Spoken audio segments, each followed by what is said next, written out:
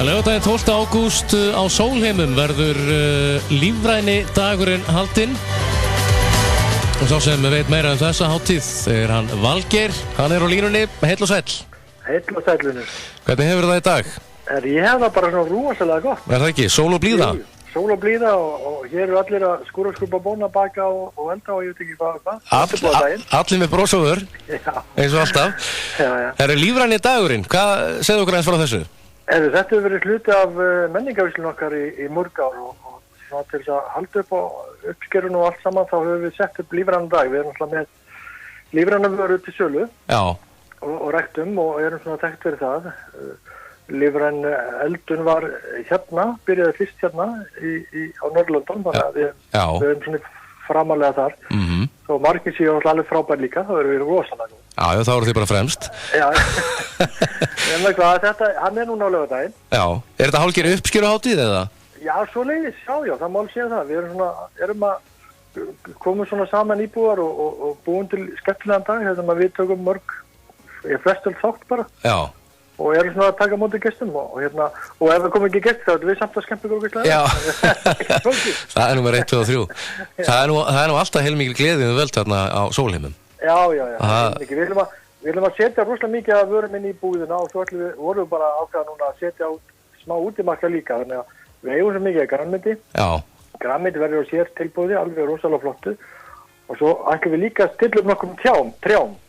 Já. Við ræktum líka lífræn tré. Ok.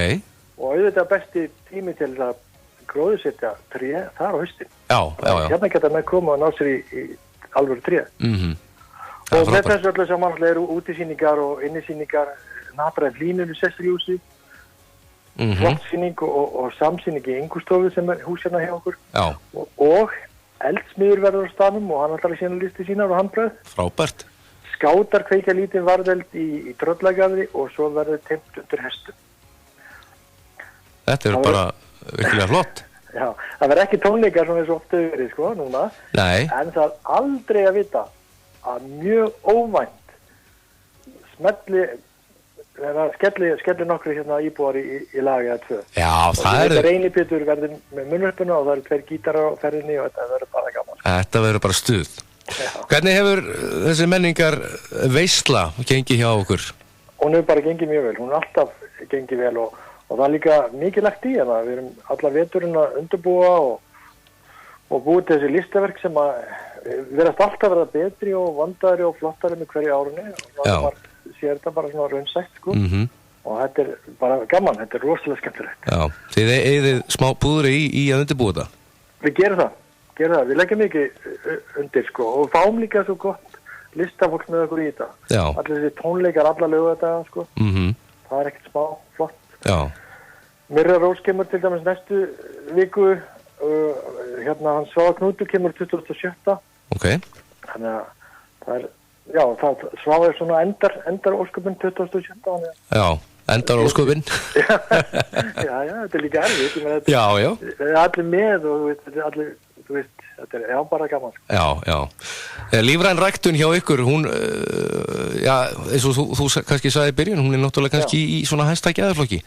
Já, hún er mjög flott hjá okkur. Já. Það er bara óvægt að segja það. Er hún stór, ræktunin hjá okkur?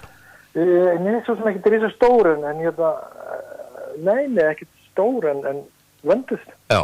Það er kannski máli. Já. Og auðvitað finnum við fyrir þessari samkeppni sem búin að vera undanfarið eins og allir aðrir og það sem ætlum að gera mjög vel við þá sem koma til okkar á laugardaginn. Eru gestir duglega að koma í heimsókn og kíkja í kaffi og... Já, mjög svo. Við náttúrulega gerum líka okkar eigið kaffi. Já. Lífrænt kaffi. Þannig að þið bjóðum upp á eðalkaffi? Já, alvöru kaffi. Já. Og stundum að teki of langa kaffipási. Ég erum bara alveg að játa það. Alveg.